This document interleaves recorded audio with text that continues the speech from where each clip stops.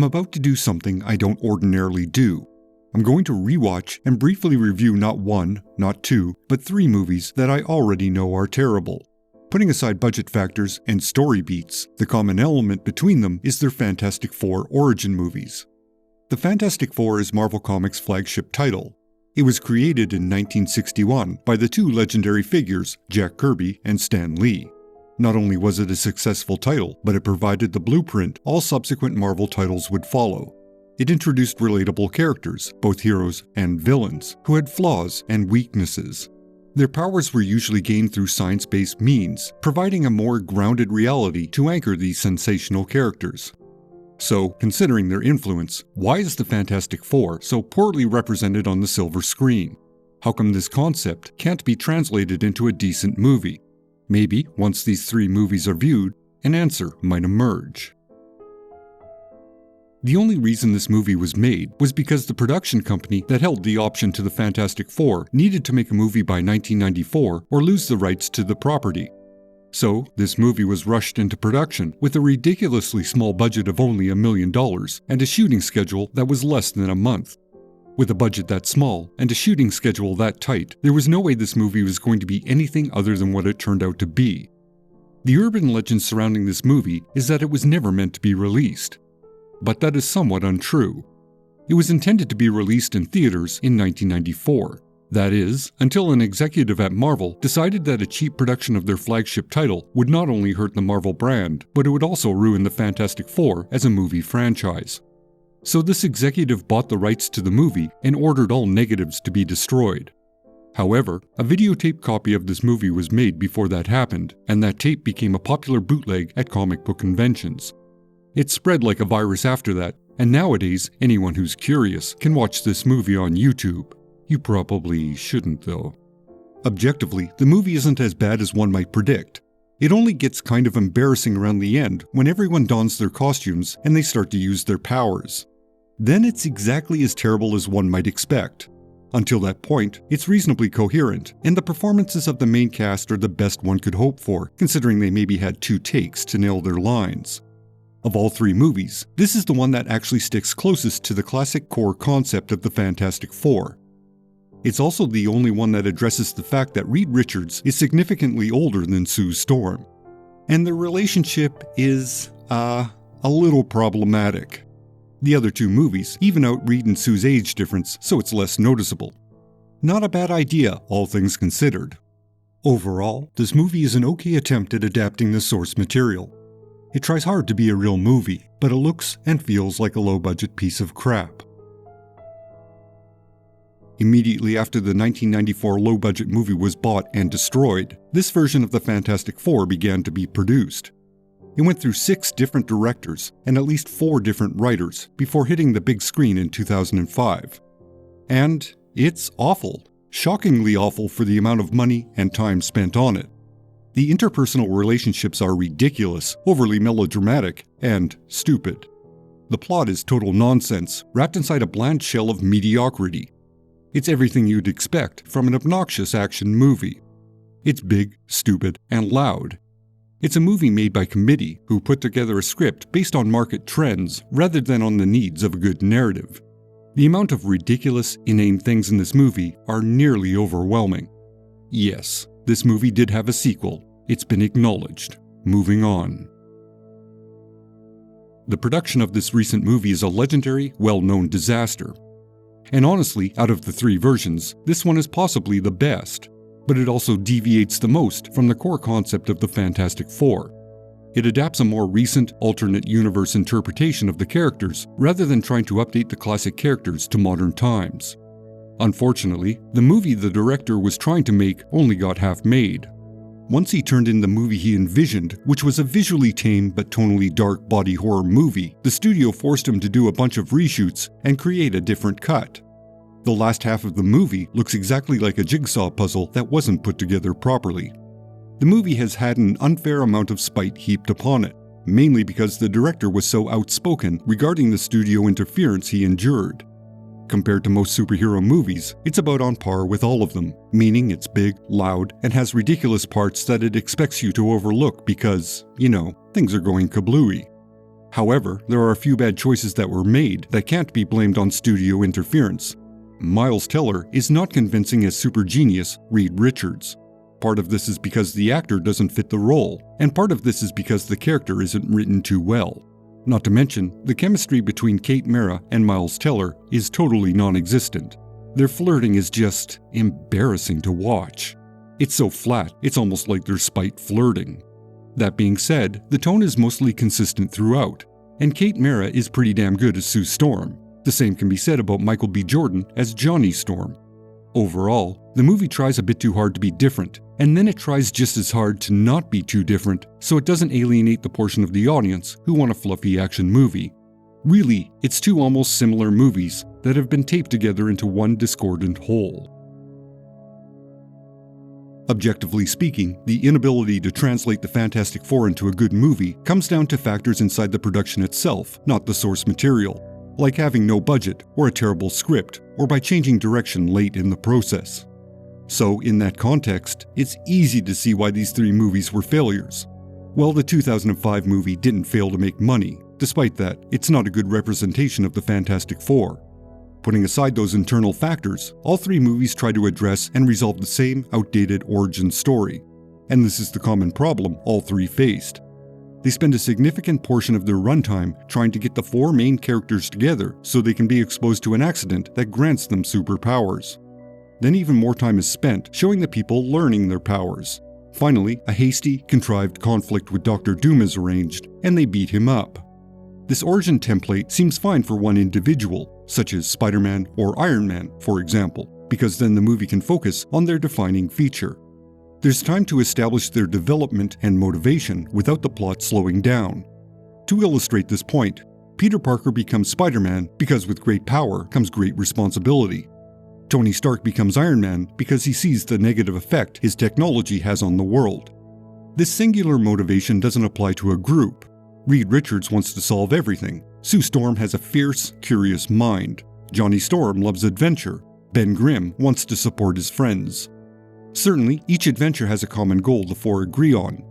Save the world and stop the bad guy. But each individual has their own motivation to achieve that goal. The recent Eternals movie is an example of this issue.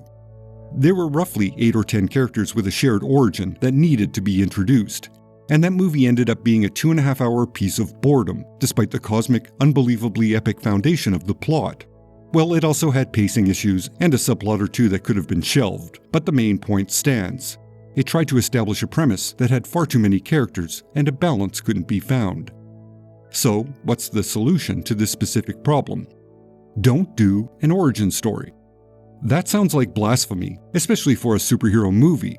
However, with the Fantastic Four, the origin gets in the way of establishing the appeal of the franchise, which is epic science fiction stories with high stakes. Start the movie a year or so into the Fantastic Four's career. Establish them as media darlings with a few successful adventures. Trust the audience to follow along and that they can accept, right from the beginning, that these four people have superpowers they've explored, developed, and know how to use. The specifics of the origin can be inserted with bits of throwaway dialogue, or if they're established as media darlings, insert interviews with the team members addressing origin questions. Use it as background texture. Or if you're feeling clever, go full postmodern meta and have the team give all 3 contradictory origins from the 3 prior movies. The origin can be ambiguous, or it can be a mystery. At the end of the day, how these 4 people got their powers is less interesting than what they do with them. Also, at this point, the Marvel Cinematic Universe is well established. It's basically its own genre of movie. The audience goes in knowing this is a movie about people with superpowers. That's literally all Marvel has done. So why not get to the point instead of establishing a premise that everyone already buys into? The overall point has to be reiterated: defy expectations and trust the audience. Moving on to the next factor: the characters and their relationships. All of the movies stick to the classic relationship formula, and for good reason. It works. Sue and Johnny are sister and brother. Reed and Ben are best friends from way back. Reed and Sue have touchy-feely emotions for one another. Johnny and Ben barely tolerate one another. There's a lot to explore in this formula, and it takes a lot of incompetence to get it wrong. However, the one consistently awful thing all of the movies do concerns the portrayal of Reed Richards. The team revolves around this character, and getting him wrong causes a cascade effect that diminishes the effectiveness of the other characters. Properly done, Reed betrays the stereotype that's forced onto his character. That is, he's not the awkward nerd that just doesn't get people. He does. He gets them, and he empathizes with them. If he didn't, then he'd only make objective choices based on the available evidence. He'd basically be a cold sociopath. Instead, his solutions have a humanizing element. So the problem isn't that Reed doesn't relate to people, it's that other people have a hard time relating to Reed. It's a problem of perception, which is an element Reed is constantly managing. Initially, the audience is going to wonder why Sue, a beautiful woman with a killer mind, is with a potato like Reed, but that's an opportunity to reveal Sue's complexity. This has the side benefit of revealing Reed's emotional and intellectual capability to meet and possibly exceed her expectations. This strong bond has to be subtext. If it isn't, then Sue is nothing more than a romantic interest, whose personality is only defined by her relationship with Reed, which makes her into a stereotype, not a character. She's the girlfriend or the wife, and her purpose is to support her partner. Put simply, her relationship does not define her identity. Like Reed, Sue dismisses the stereotype forced onto her character. If one gets the Reed and Sue dynamic right, then adding Johnny's adventurous, impulsive personality and Ben's lovable emotional core is going to be pure icing on the interpersonal cake. For contrast, the challenge the group faces needs to be epic and operatic. Take this grounded, realistic group of characters and throw them up against an equally grounded but slightly overpowered threat. What threat? Well, pick an issue at random from the Fantastic Four's back issue pile and go crazy. There's no shortage of ideas there, and many are adaptable. However, all three origin movies go for the same villain, Dr. Victor Von Doom. It's very tempting to use this character because he's the antithesis of the Fantastic Four and the perfect foil to their united image.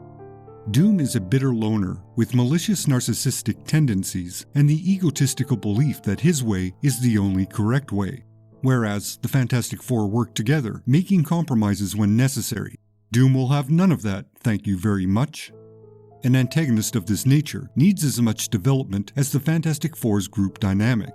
In other words, Doom should be a background element that emerges to the forefront only after the Fantastic Four are established, not concurrently.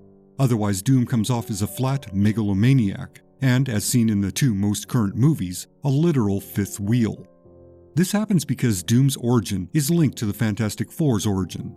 It's an expedient story beat to combine the origins, but then it makes Doom the black sheep of the family, metaphorically speaking. Going with that metaphor, the last 20 minutes of the movie are the Fantastic Four attempting to reconcile with this errant family member. When he resists, they beat him up. That's a type of subtext one might want to avoid. So separating the origins is the best course of action, and allow Dr. Doom to develop before putting him in the spotlight. Conveniently, this brings us to the thematic core. Basically, the overall theme is about four people who represent the diverse possibility of humanity overcoming a supernatural threat that opposes that ideal representation. In less prosaic terms, a stranger threatens a family and they bond together to defeat that threat. This is the core of the Fantastic Four, a family. To be even more specific, a traditional nuclear family, mom, dad, and two kids. In modern times, a traditional Leave It to Beaver or Father Knows Best type of family is quaint as a historical artifact, although they are a projection of an ideal family that never existed, despite what some would like to believe. However, as a baseline concept, it can be adapted for a modern audience. Instead of family being defined as blood relations with a default male authority figure, it can be defined as relationships of choice. Admittedly, that element is already baked into the formula. Certainly, the de facto leader is still a man, but he is inclusive and he doesn't aggressively exert his authority or treat the other members as less than equal. All members recognize their differences in character and acknowledge that their capabilities complement one another, like the elements they represent. They know, subconsciously, they are better together than when they're apart. So much like the original concept, they are upholding the ideal of a modern family. It's just that the context of a modern family has changed since their inception, and the Fantastic Four should reflect that change. In the end, What can be learned from these three origin movies? The overall lesson is, all three movies approach the same problem from different angles, but get the same result. Namely, a long origin story followed by a hasty conclusion with an undeveloped villain. All things considered, it's worthwhile to ask, is a fourth origin movie necessary? Or is the concept and character strong enough that it can be skipped in an effort to establish the elements, themes, and ultimately, the appeal of the Fantastic Four? Leave your thoughts in the comments below.